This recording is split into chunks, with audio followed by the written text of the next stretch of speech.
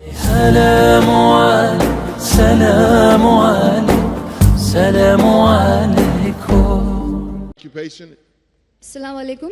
Wa alaikum assalam. My name is Farhana and I'm working in a bank over here in Chennai. And normally I believe like whatever happens, that happens only with the permission and knowledge of Allah. I'll tell all this to my friends. So whatever happens, Allah definitely knows about this.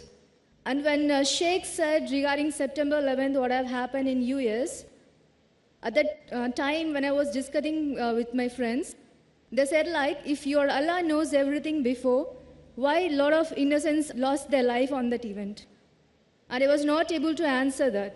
How can I explain them in all this? Thank you very much for your question. The sister asked that if Allah knows everything, why would He allow tragedies like 9/11 to happen and so many people to lose their life? Is that correct, sister? Exactly. Thank you. Bismillah. Alhamdulillah Rabbil Alameen. The question is a good question, one we hear all the time actually. But if you only zero in on this one event, you make it sound like that's the only bad thing that ever happened.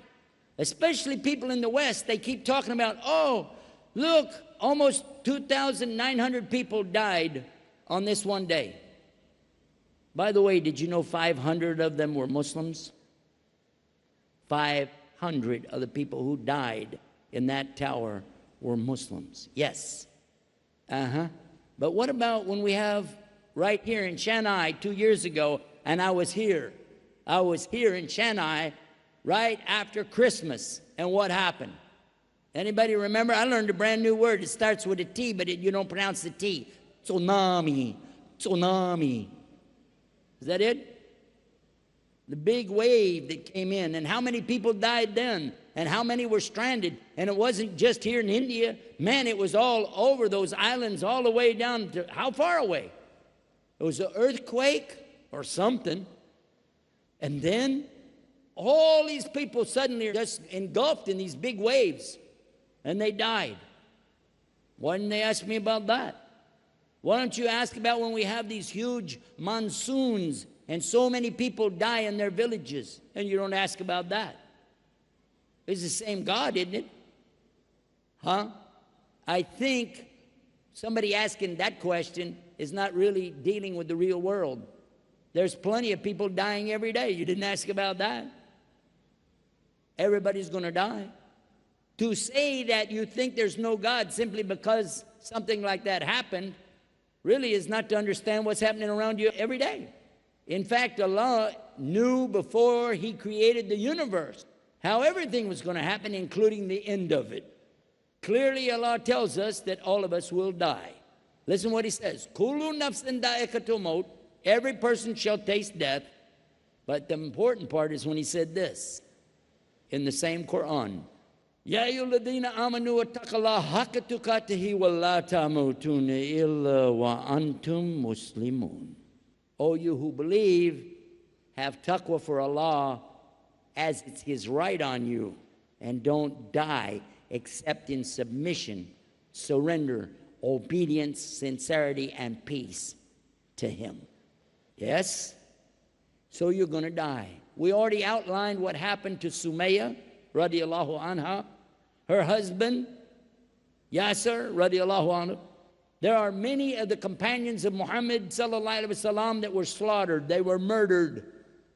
Others trying to defend the Muslims and Islam were also killed.